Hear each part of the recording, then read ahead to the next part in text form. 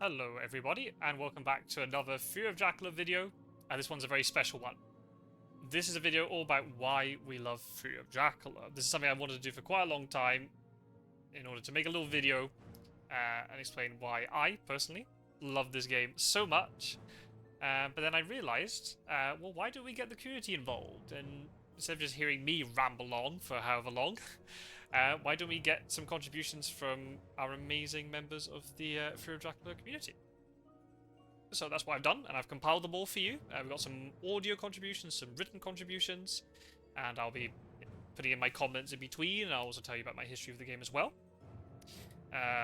This video has kind of been a year in the making. I know it's a very simple video, so it shouldn't have taken this long, but I put out the request, I think, around this time last year, but then as I was about to sort of compile everything and release it, then we had a new tournament starting, which I didn't really expect, and then we had the Immortal update to Fury of Dracula, and then the Salma, and then everything, and then it never got done. So it's something that's been in the back of my mind that I have to make this video, I have to finish it.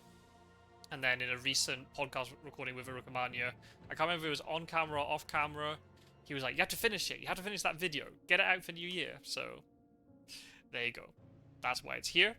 So I hope you enjoy it, and kicking us off is the person who gave me that final push to complete this video and not forget about it anymore. We've got Rook, the ever-eloquent Rook. Take it away, Rook.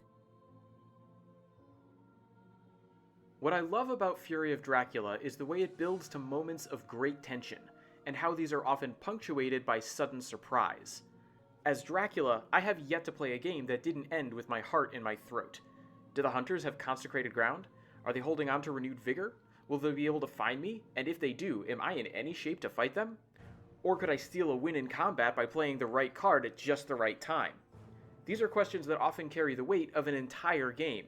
Similarly, when I'm controlling the hunters, I need to constantly be thinking about who needs to take what action and when.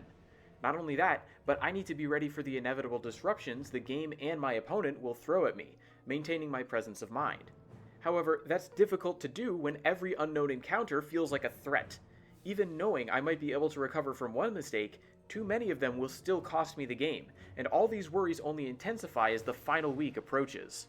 The result is that whenever I play a game, either alone or as part of a group, I feel like I'm constantly having to make decisions under pressure, managing my rising levels of anxiety and exhaustion while trying to stay focused on the path to victory. And then there are the surprising shifts that can happen. A timely card draw, a hunter death, or even just a tricky move has the potential to completely alter a given side's chance of winning, which in combination with that building tension creates situations that feel momentous. This is also what makes watching skilled players so engaging, because even as a spectator, you can feel the mounting pressure and appreciate the sudden swings that the game facilitates. A close match in Fury of Dracula is a prolonged clash of increasing intensity, with twists and turns that put players' mental and emotional fortitude to the test. That's what I love about it. Thank you for that, Rook. Yeah, I mean, can't deny, it's an emotional game, and it's always a roller coaster. And that definitely makes it exciting, whether you're playing or watch. I know there are some people who only tune in to the channel mostly to watch, the sort of the tournament games and not actually actively participating. But still, there's a huge amount of excitement around the game. It's a game that you cannot play on autopilot at all. There's always a lot of decisions to be made. With experience, it does become a little bit easier. But still, when you're in a tough battle against a good opponent, then yeah, every decision does indeed matter, and you have to really think about what you're going to be doing next.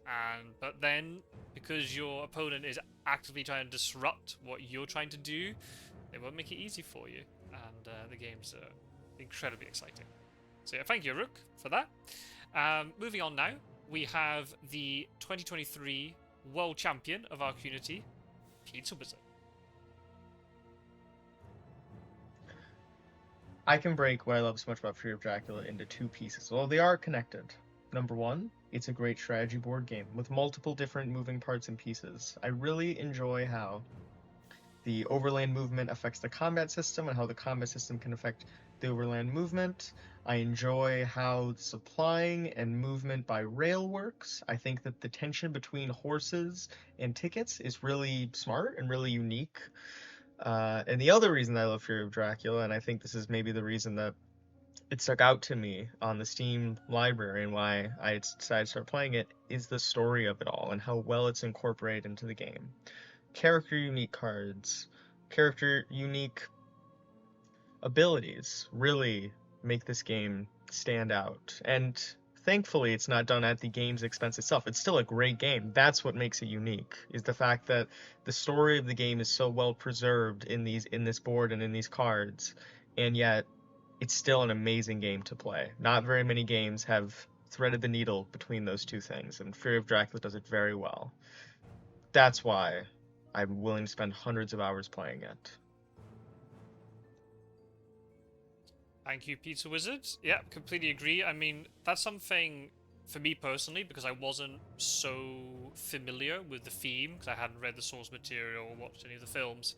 That wasn't one of the things that initially attracted me to Fury of Dracula. But I know a lot of people have entered the community because they're very familiar with the source material and they love that there's a game based upon it, and that those themes are so well connected with the gameplay, right? The event cards are actually based upon things that happened in the book, and the characters' abilities have, make sense and so on. So there's a perfect mixture of strategy and the actual gameplay aspect of it, and then also with the theme that playing it, so that wonderful mixture between the two of them. Slight bias here from Pizza Wizard, maybe as a more known as a hunter player, talking about the movement, but I definitely agree that there's a lot of interesting components there with fast horses, sort of meta that the community has adopted, and that sort of clashing a little bit with the traditional rail movement. How much do you focus on one? How flexible are you to sort of adapt between the two, depending on the right situation? So yeah, there's a lot of different aspects to this game. Absolutely fantastic stuff. So thank you, Pizza Wizard, for that. And moving on now to the original content creator for Fury of Dracula, Quin See.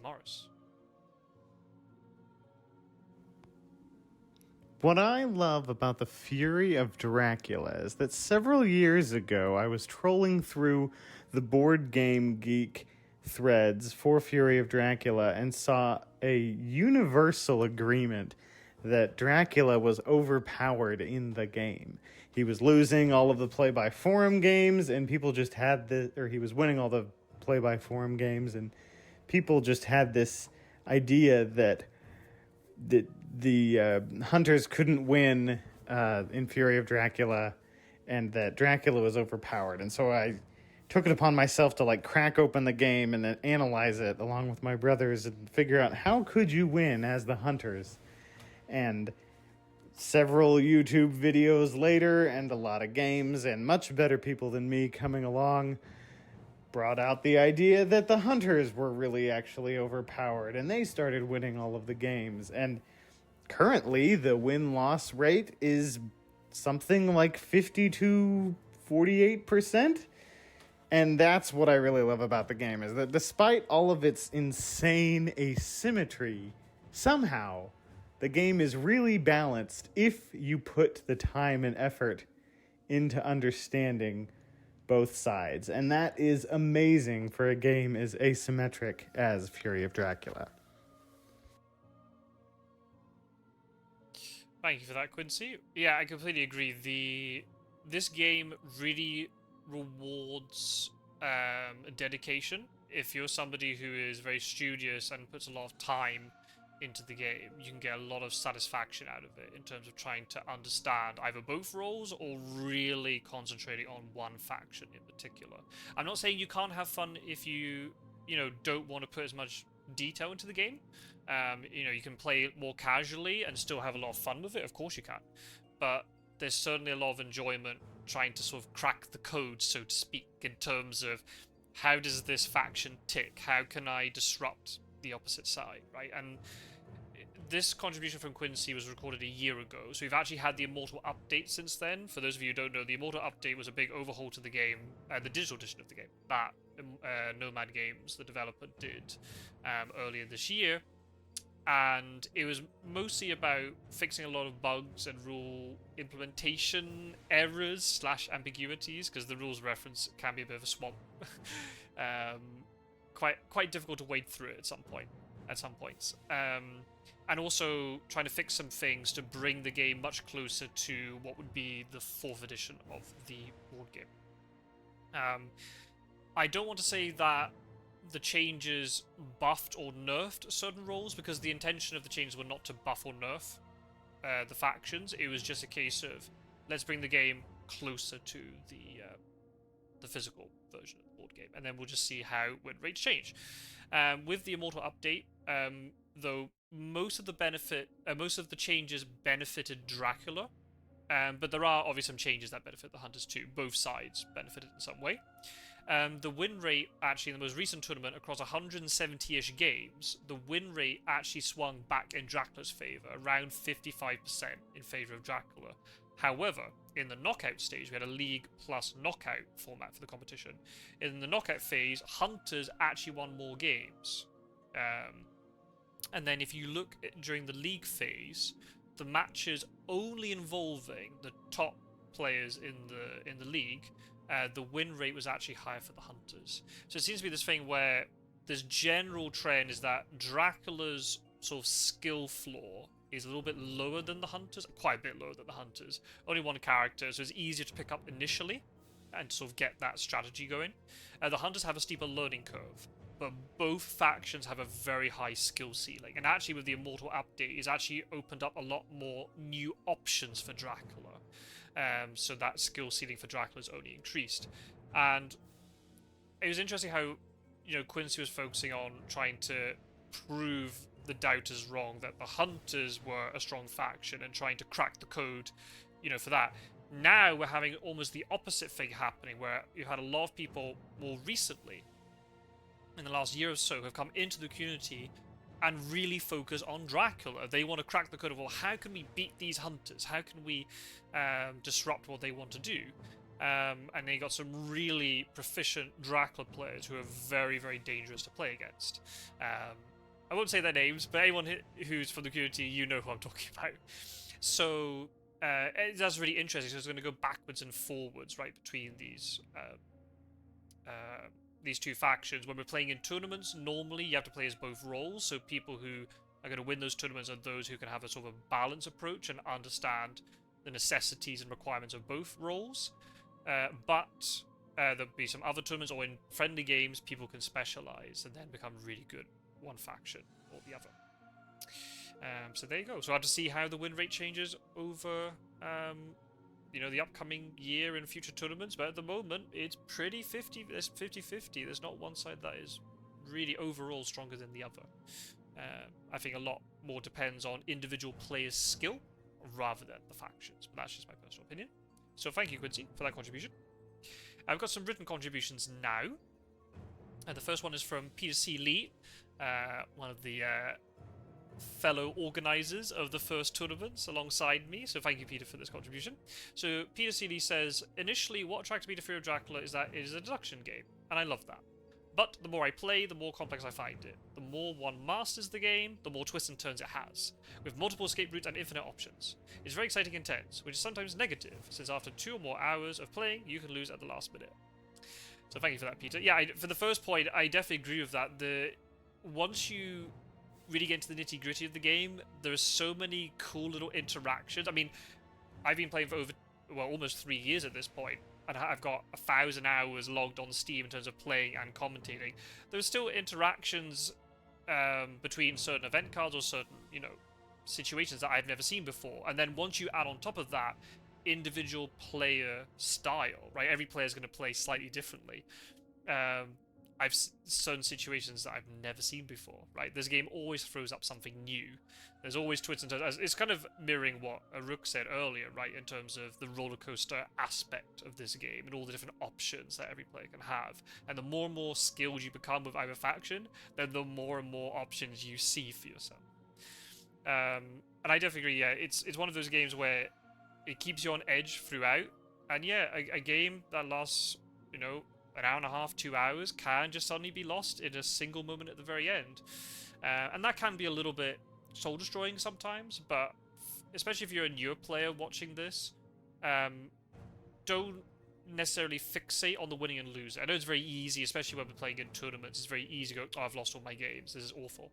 But it's about the journey and appreciating the fact that even a loss can be a very engaging and exciting experience, right? So don't think of it as just purely a win or loss situation. The next contribution is from Eridra. If you don't know, Eridra is one of the developers at Nomad Games who was involved with the Immortal update. So Eridra, thank you very much for all your hard work with that, as well as the rest of the Nomad team, and for your contribution. So Eridra says, for me, I enjoy social deduction games, where hidden movement is a main mechanic, where the objective is to figure out other players' hidden information. Card games like Magic the Gathering or Yu-Gi-Oh! Have hidden information in the form of players' hands, but it isn't a vital objective of the player to figure out what their opponent has in their hand. Whereas games like Town of Salem, Among Us, Project Winter, etc. require players to investigate other players' actions and determine their alignment, or what they have done in order to counter them, or fulfill your own objective. Fury is similar to social deduction games for me, because it gives that same feeling of trying to figure out what hidden information. For hunters, it's where Dracula is. For Dracula, is what do the hunters have in their hands, which I find really fun. So thank you for that, Eridra. Yeah, I definitely agree. I think it's interesting here we've got the first time where we're seeing a person having sort of similarities, we're trying to see similarities between other games and Fury of Dracula. That might make it easier for somebody if they're not sure if they want to enter the game. Then you can explain, oh, there are aspects which are like this. Of course, they're very different. We're not trying to say that Fury of Dracula is the same as Town of Salem or Magic the Gathering, but in terms of that deduction side, and that's the aspect. I mean, Fury of Dracula is very multifaceted. You've got the deduction, and I like that Eridra said like social deduction, because it's not just deducing what somebody has in their hand. It's also then trying to work out, well, what's that player going to do with that information? You might know what the person has in, like, what the hunters have for combat items, or what Dracula has in terms of encounters in their hand.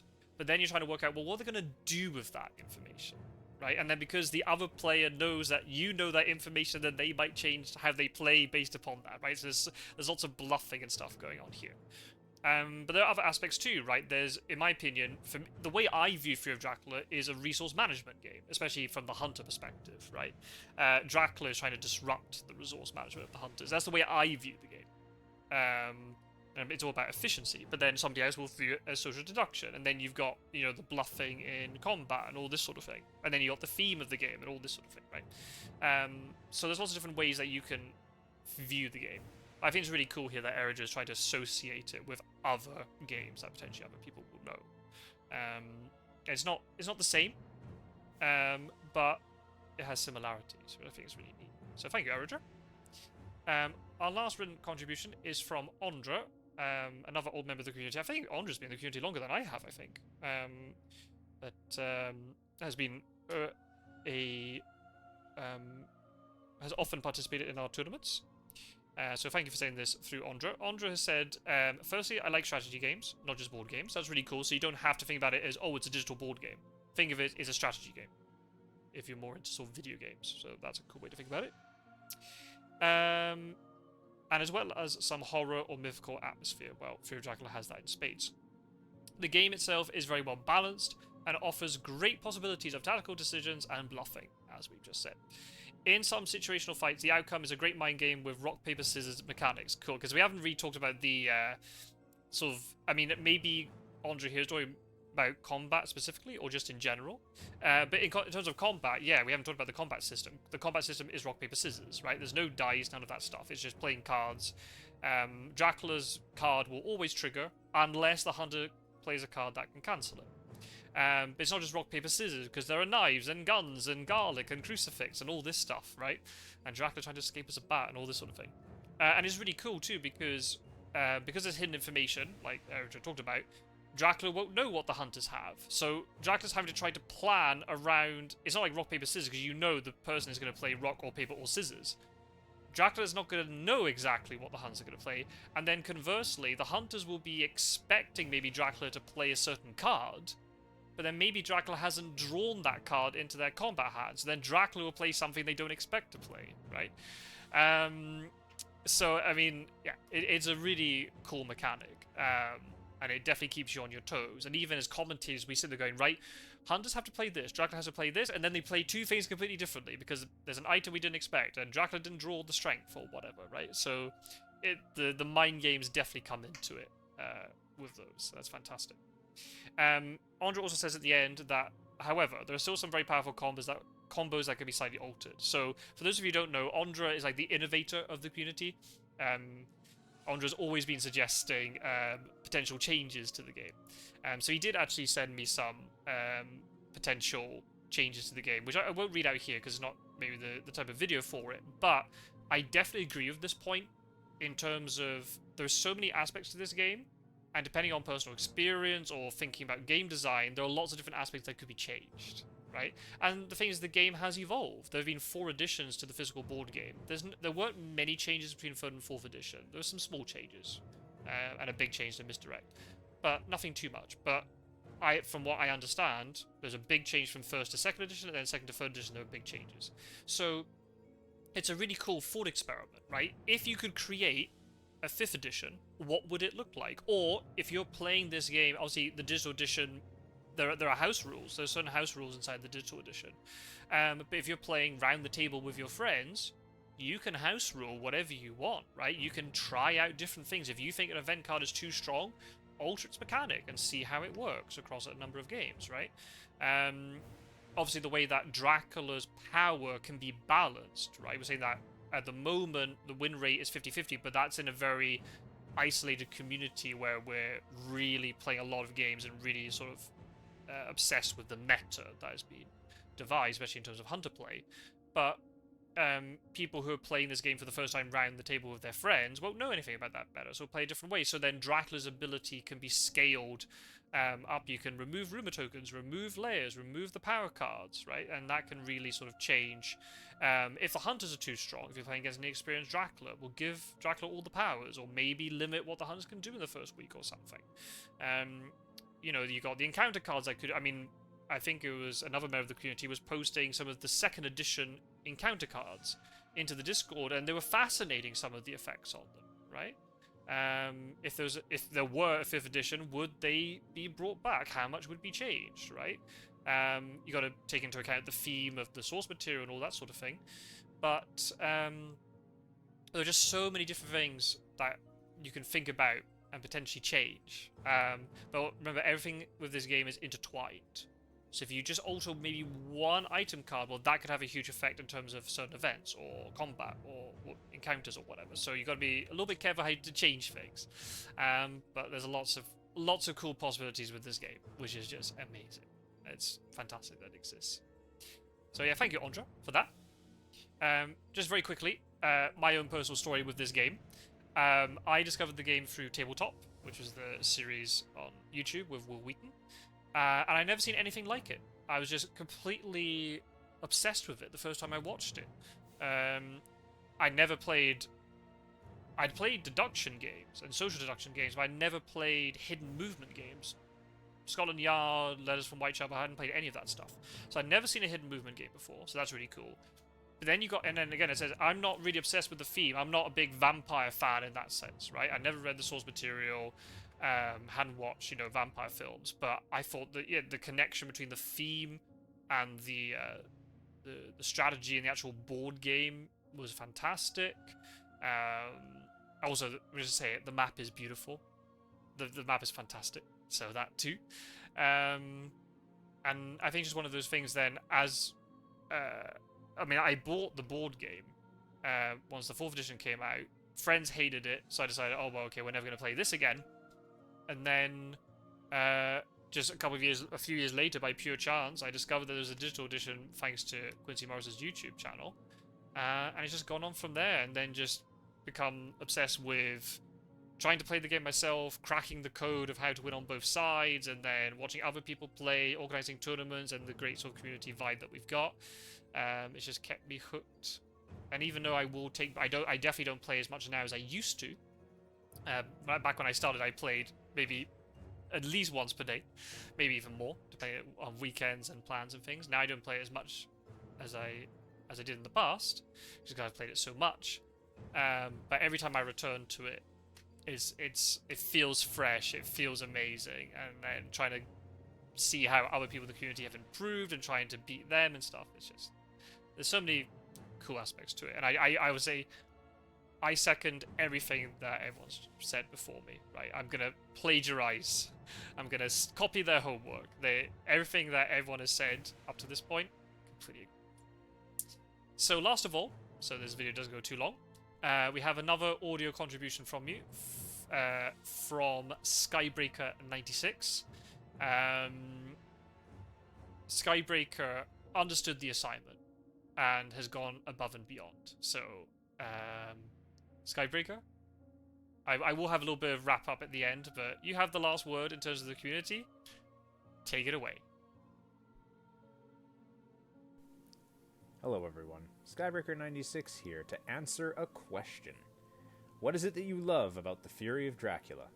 Scott Sword has just been asking this question on both the Discords relevant to the Fury of Dracula, and I figured I would just throw my response in here. One of the things I love the most about the Fury of Dracula is how honest it is to the original source material, as we would all expect it to be, because we're hunting down the OG vampire here, or we're playing as the OG vampire here. The game sets a wonderful stage for the scenario as it would have existed if you were existing in the time of Bram Stoker's Dracula, which would be in the late 1800s. The rail lines were just being installed and were in great shape in the west side of Europe, and then in the east side of Europe, well, let's just say there were logistical problems in getting those railroads in. They had to go through rougher terrain, which explains the whole dichotomy between the white rail lines and the yellow rail lines, which is historically accurate, which is another fun flavor that I find that this game brings. Like, not only is it honest and it honors the original source material, but it's true to the time period in which the game takes place, which I find kind of fun. Additionally, too, there's lots of things in here that a person who's a fan of the original novel, like myself, can latch onto and just enjoy, like these subtle little Easter eggs that are flaked throughout the entire game, in the artwork and in the various quotes and in the characters you encounter and in the events. Just as one sort of example, on the card featuring the rifle, that's a Winchester. And at the behest of Quin See during the time while he was alive, he convinced Van Helsing that they should add Winchester rifles to their armaments, specifically to deal with wolves and other, problems that they might come up against. And thus, the rifle on the rifle card is the Winchester. Additionally to that, there are event cards in the deck that greatly sum up the characters that they're meant to represent. Like, for example, how Lord Godalming is still kind of broken up about how Lucy Wysendra died at the hands of Dracula, and that grief has fueled and been the inspiration for Lucy's Revenge, the card. Additionally, you have Dr. John Seward, who, as a matter of habit throughout the course of the original novel, used to record all of his diary entries on a phonograph, which used wax cylinders. So as you can see, like, there's all these fun little things that are flaked in there that reference back to the original book, that are honest and true to the original source material, and they bring forward sort of kind of like a little Easter egg, so to speak. Additionally, you'll also encounter characters that the hunters teamed up with that weren't part of the main hunting party, but in this game could be. For example, you encounter Rufus Smith, the grouchy harbor master out of London, who helped the hunters track Dracula as he was sailing back to the east from London. Additionally to that, you also have characters like Sister Agatha, who was the person who was responsible for nursing Jonathan Harker back to health after he fled from Castle Dracula after his ordeal of being literally held hostage there against his will, and death-defyingly escaped. Additionally to that, there's also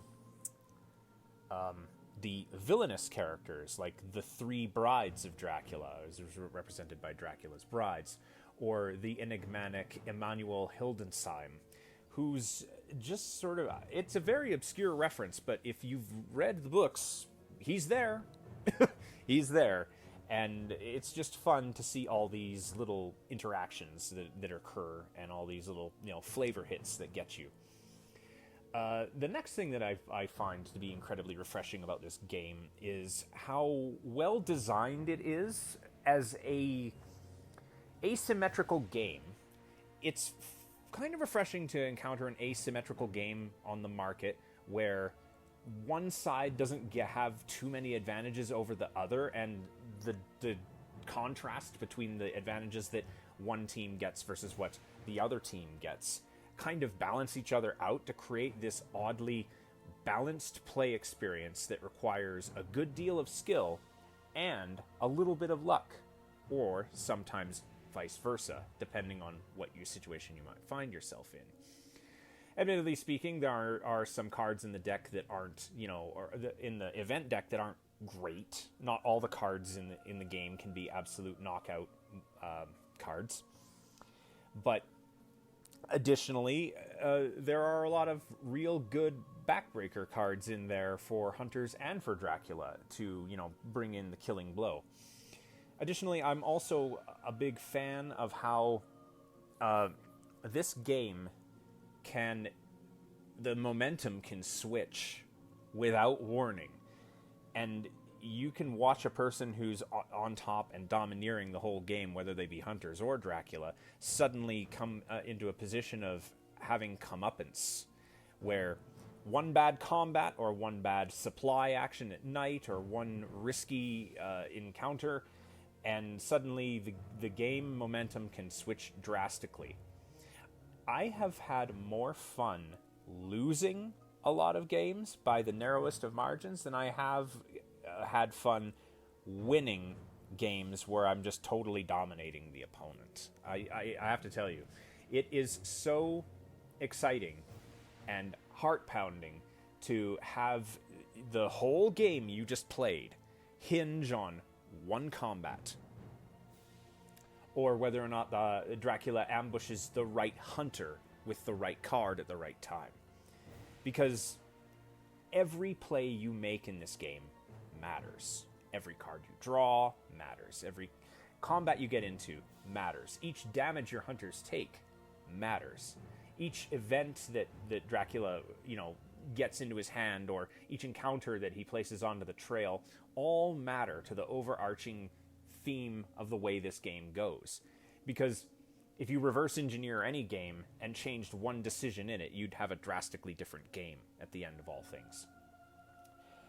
Additionally, one final thing, because I don't want to ramble on too long, and this is kind of a honorable mention, because it doesn't necessarily have anything to do with the game per se itself, but I do have to give props to the Nomad Discord and the community that they've fostered there over the years.